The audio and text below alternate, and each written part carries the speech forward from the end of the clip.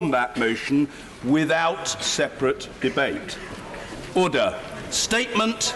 The Prime Minister. Mr. Speaker, Mr. Speaker, I want to begin by echoing what you've just said.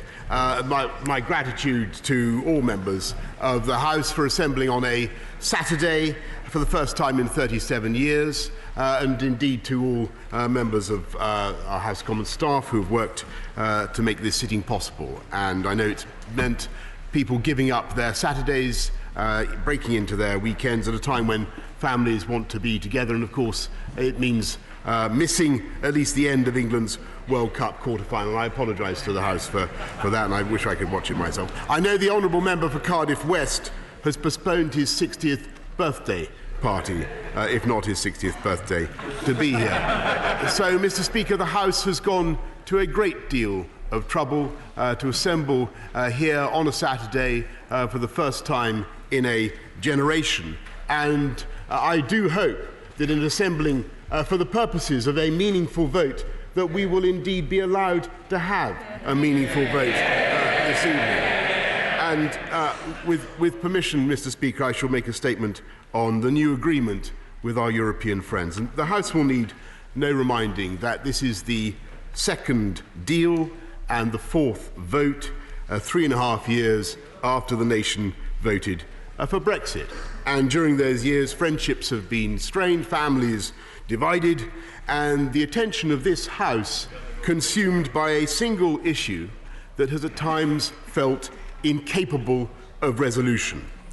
But I hope, Mr. Speaker, that this is the moment when we can finally achieve that resolution and reconcile the instincts that compete within us. Many times in the last 30 years, I've heard our European friends remark that this country is half-hearted in its EU membership. And it is true that we in the UK have often been a backmarker, opting out of the single currency, not taking part in Schengen, very often trying to block some collective ambition. And in the last 3.5 years, it has been striking that members on all sides of this House have debated Brexit in almost entirely practical terms, in an argument that has focused on the balance of economic risk and advantage. And I don't think I can recall a time when I've heard a single member stand up and call for Britain to play her full part in the political construction of a federal Europe. And I don't think I've heard a single member call for ever closer union or ever deeper integration or a federal destiny. Mon pays Europe. Well, perhaps I've missed it, but I don't think I've heard much of it, Mr. Speaker. And there is a whole side of that debate that you hear regularly in other European capitals that is simply absent from our national conversation. And I don't think that has changed much in the last 30 years. But if we have been sceptical, and if we have been anxious about the remoteness of the bureaucracy, if we have been dubious about the rhetoric of union and integration, if we have been half-hearted Europeans, then it follows logically that with part of our hearts, with half our hearts, we feel something else, a sense of love and respect for European culture and civilization of which we are a part. A desire to cooperate with our friends and partners in everything, creatively, artistically, intellectually, a sense of our shared destiny, and a deep understanding of the eternal need, especially after the horrors of the last century, for Britain to stand as one of the guarantors of peace and democracy in our continent. And it is our continent. And it's precisely because we are capable of feeling both things at once, sceptical about the modes of EU integration, as we are, but passionate and enthusiastic about Europe, that the whole experience of the last 3.5 years has been so difficult for this country and so divisive. And that is why it is now so urgent for us to move on and to build a new relationship with our friends in the EU on the basis of a new deal, a deal that can heal the rift in British politics, unite the warring instincts in us all. And now is the time for this great House of Commons to come together and bring the country together today. As I believe people at home are hoping and expecting, with a new way forward and a new and better deal both for Britain and for our friends in the EU. And that is the advantage of the agreement that we have struck with our friends in the last 2 days. Because this deal allows the UK, whole and entire, to leave the EU on October the 31st, in accordance with the referendum, while simultaneously looking forward to a new partnership based on the closest ties of friendship and cooperation. And I pay tribute to our European friends for escaping the prison of existing positions and showing the vision to be flexible by reopening the withdrawal agreement, and thereby addressing the deeply felt concerns of many in this House. And one of my most important jobs is to express those concerns to our European friends. And I shall continue to listen to all honourable members throughout the debate today, to meet with anyone on any side, and to welcome the scrutiny the House will bring to bear if, as I hope, we proceed to consider the withdrawal bill next week. Today, this House has a historic opportunity to show the same breadth of vision as our European neighbours, the same ability, resolve to reach beyond past disagreements by getting Brexit done and moving this country forwards as we all yearn to do. This agreement provides for a real Brexit, taking back control of our borders, laws, money, farming, fisheries and trade, amounting to the greatest single restoration of national sovereignty in parliamentary history. It removes the backstop which would have held us against our will in the customs union and much of the single market. For the first time in almost 5 decades, the UK will be able to strike free trade deals with our friends across the world to benefit the whole country, including Northern Ireland. Article 4 of the protocol states Northern Ireland is part of the customs territory of the United Kingdom. It adds, nothing in this protocol shall prevent Northern Ireland from realising the preferential market access in any free trade deals on the same terms as goods produced in other parts of the United Kingdom. Our negotiations have focused on the uniquely sensitive nature of the border between Northern Ireland and the Republic, and we have respected those sensitivities.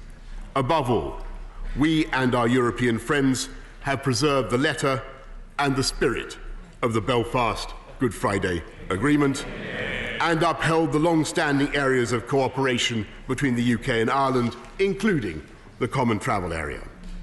And as I told the House on the 3rd of October, in order to prevent a regulatory border on the island of Ireland, we propose a regulatory zone covering all goods, including agri-food, eliminating any need for associated checks at the border. But, Mr. Speaker, in this agreement we have gone further by also finding a solution to the vexed question of customs, which many in this House have raised. Our agreement ensures, and I quote, unfettered access, market access for goods moving from Northern Ireland to the rest of the United Kingdom's internal market.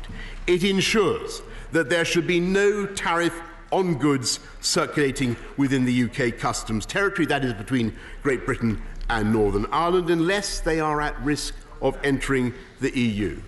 It ensures an open border on the island of Ireland, a common objective of everyone in this House. And it ensures for those living and working alongside the border there will be no visible or practical changes to their lives. They can carry on as before. I believe that this is a good arrangement, reconciling the special circumstances in Northern Ireland with the minimum possible bureaucratic consequences at a few points of arrival in Northern Ireland. And it is precisely to ensure that those arrangements are acceptable to the people of Northern Ireland that we have made consent a fundamental element of this new deal. So no arrangements can be imposed on Northern Ireland if they do not work for Northern Ireland. The people of Northern Ireland will have the right, under this agreement, to express or withhold their consent to these provisions by means of a majority vote in their assembly 4 years after the end of the transition. And if the assembly chooses to withhold consent, these provisions shall cease to apply after 2 years, during which the Joint Committee of the UK and EU would propose a new way forward in concert with Northern Ireland's institutions. And as soon as this House allows the process of extracting ourselves from the EU to be completed, the exciting enterprise of building a new relationship with our friends can begin, which has been too long delayed and which they would delay any further. Mr. Speaker, I do not wish this project to be the project of any one government or any one party, but rather the endeavour of the United Kingdom as a whole. Only this Parliament can make this new relationship the work of the nation. And so Parliament should be at the heart of decision-making as we develop our approach, and I acknowledge that in the past we have not always acted perhaps in that spirit. So as we take forward our friendship with our closest neighbours and construct that new relationship, I will ensure that a broad and open process draws upon the wealth of expertise in every part of this House, including select committees and their chairs. Every party and every member who wishes to contribute will be invited to do so, and we shall start by debating the mandate for our negotiators in the next phase. Mr. Speaker, the ambition for our future friendship is contained in the revised political declaration, which also provides for this House to be free to decide our own laws and regulations. I have complete faith in this House to choose regulations that are in our best tradition of the highest standard, of the highest standards of environmental protections and workers' rights. No one anywhere in this chamber believes in lowering standards. Instead,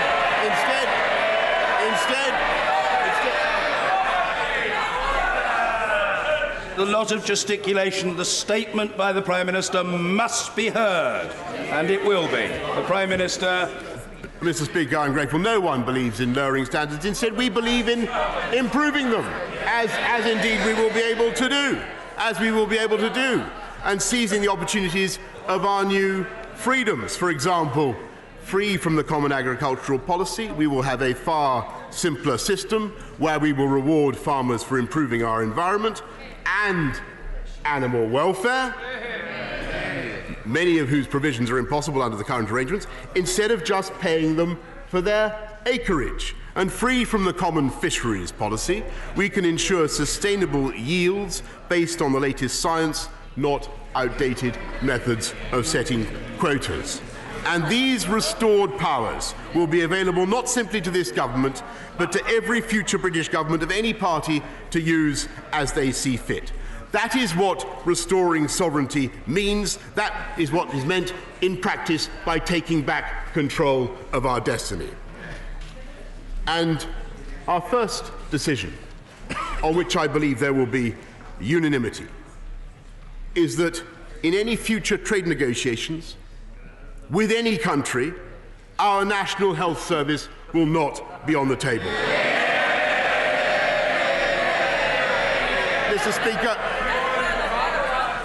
Mr. Speaker, I am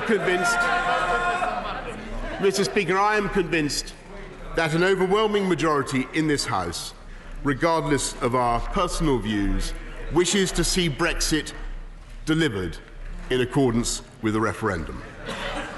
A majority. And in this crucial mission, there can no longer be any argument for further delay. And as someone who passionately believed that we had to go back to our European friends to seek a better agreement, I must tell the House that with this new deal, the scope for future negotiation, for fruitful negotiation, has run its course. He said, that we couldn't reopen the withdrawal agreement, Mr. Speaker. They said we couldn't reopen the withdrawal agreement. They said we couldn't change a comma of the withdrawal agreement. They said we couldn't abolish the backstop, Mr. Speaker. We've done both. But it is now my judgment that we have reached the best possible solution. So those who agree, like me, that Brexit must be delivered, and who, like me, prefer to avoid a no-deal outcome, must abandon the delusion that this House can delay again. And I must tell the House in all candour that there is very little appetite among our friends in the EU for this business to be protracted by one extra day. They have had 3.5 years of this debate. It has distracted them from their own projects and their own ambitions. And if there is one feeling that unites the British public with a growing number of officials in the EU, it is a burning desire to get Brexit done. And I must tell the House again, in all candour, that whatever letters they may seek to force the government to write, it cannot change my judgment that further delay is pointless, expensive, and deeply corrosive of public trust. And people simply will not understand how politicians can say with one breath that they want delay to avoid no deal, and then with the next breath that they still want delay when a great deal is there to be done. Now is the time, Mr. Speaker, to get this thing done. And I say to all members, let us come together as Democrats to end this debilitating feud. Let us come together as Democrats to get behind this deal, the one proposition that fulfills the verdict of the majority, but which also allows us to bring together the two halves of our hearts, to bring together the two halves of our nation. Let's speak now, both for the 52 and for the 48. Let's go for a deal that can heal this country. Let's go for a deal that can heal this country and can allow us all to express our legitimate desires for the deepest possible friendship and partnership with our neighbours, a deal that allows us to create a shared destiny with them, and a deal that also allows us to express our confidence in our own democratic institutions, to make our own laws, to determine our own future, to believe in ourselves once again as an open, generous, global, outward-looking, free-trading, united kingdom. That is the prospect. That is the prospect that this deal offers our country. It is a great prospect and a great deal, and I commend it to the House.